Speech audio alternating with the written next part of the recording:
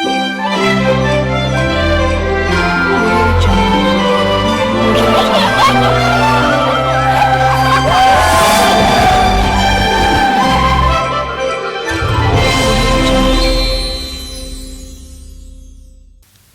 में मेरे प्यारे भाई और बहनों, क्रिसमस के उपलक्ष्य में हम प्रभु यीशु मसीह का आगमन के लिए तैयारी कर रहे हैं।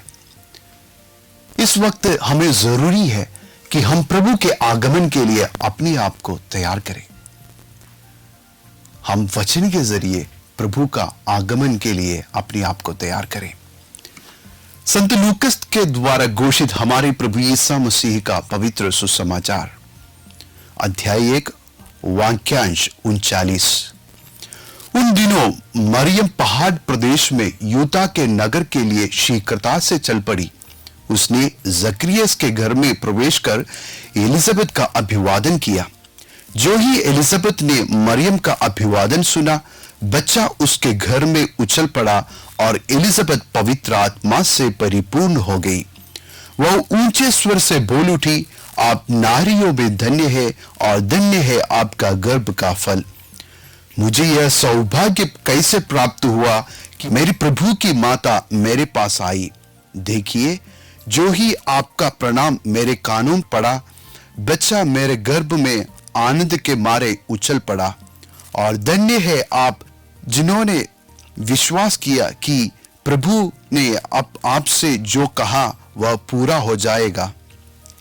प्यारे भाइयों, आज के पाठ में हमने सुना मरियम एलिजाबेथ की सेवा के लिए निकल पड़ते हैं। जब मरियम एलिजाबेथ की सेवा के लिए जाते हैं तो वो गर्भवती थी, क्योंकि एलिजाबेथ मरियम से कहते हैं, मुझे यह सौभाग्य कैसे प्राप्त हुआ कि मेरी मां प्रभु की माता मेरे पास आई। हम जानते हैं आज के जैसे रास्ते नहीं थे, आज के जैसे राष्ट्रीय रास्ताएं नहीं थे। उन्हें पैदल चलना था, 2 दिन का सफर दूर करना था और उन्हें पैदल जाते वक्त उनके पैरों पर चोट लगी होगी। कई जगहों पर उन्हें संकट को भुगतना पड़ा होगा। रात को ठहरने के लिए जगह नहीं मिला होगा। कई सारे संकट मरियम के सामने खड़ी थी, फिर भी उन्होंने एलिजाबेथ की सेवा के लिए निकल पड़ते हैं। हमें जरूरी है कि माता मरियम के जैसे इन सेवा मनोभाव को अपने दिल में, हमारे जीवन में हमेशा के लिए बनाए रखना। दूसरी ओर हम देखते हैं, जब मरियम एलिजाबेथ से मिलती है और उन्हें प्रणाम करते हैं तो वो पवित्र आत्मा से परिपूर्ण हो जाते हैं। एलिजाबेथ परिपूर्ण हो जाना यह अनिवार्य था, क्योंकि उनके पति जकरियस मंदिर में प्रार्थना करते वक्त पवित्र आत्मा से परिपूर्ण हो जाएंगे, यह कहना गब्रियल दूत द्वारा उन्हें मिला था। गब्रियल दूत जकरिया से यह कहा, आपके पुत्र अपनी माता एलिजाबेथ के गर्भ में होंगे, उसी समय पवित्र आत्मा से परिपूर्ण हो जाएंगे।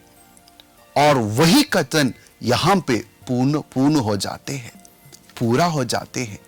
हमें विश्वास रखना है कि प्रभु का वचन हमेशा पूरा होगा। हमारे जीवन में अक्सर हम विश्वास नहीं रखते हैं कि प्रभु का वचन हमेशा हमेशा पूरा होगा, लेकिन हमें जरूरी है आज के जमाने में, आज की इस मुश्किल की घड़ियों में, इस कोरोना वायरस की समय पर प्रभु का वचन पूरा होने का विश्वास रखना है और जरूर पूरा हो जाएगा। तीसरी बात हम देखते हैं, जब वो पवित्र आत्मा से परिपूर्ण हो जाते हैं, स्वर्गीय बातें कहने लगती है। वो कहती है, मरियम आप स्त्रियों में धन्य है तेरा गर्भ का फल। जब मरियम को प्रभु ईसा मसीह गर्भ धारण द्वारा इस दुनिया को देना था, उस बात को समझने के लिए उन्हें पवित्र आत्मा से परिपूर्ण हो जाना था। जब तक हम पवित्र आत्मा से परिपूर्ण नहीं हो जाते हैं तो इन बातों को, प्रभु की महिमा को हम नहीं देख पाते हैं। प्रभु के महिमा को यदि हमको हमारे जीवन में अनुभव करना है तो जरूरी है कि हम पवित्र आत्मा से भर जाए और पवित्र आत्मा के प्रदत्त वरदानों से भर जाए। आइए हम इस क्रिसमस की वेला में इन बातों को फिर से मनन करें।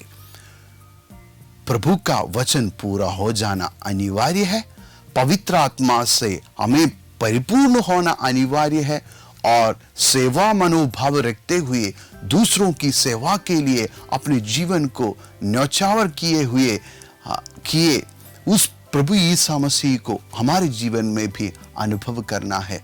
पिता, पुत्र और पवित्र आत्मा के नाम पर आमीन। हमारे प्रभु यीशु मसीह की कृपा, पिता ईश्वर का प्रेम और पवित्र आत्मा का संसर्ग हम सबों को प्राप्त हो अब सदा और सर्वदा आमीन।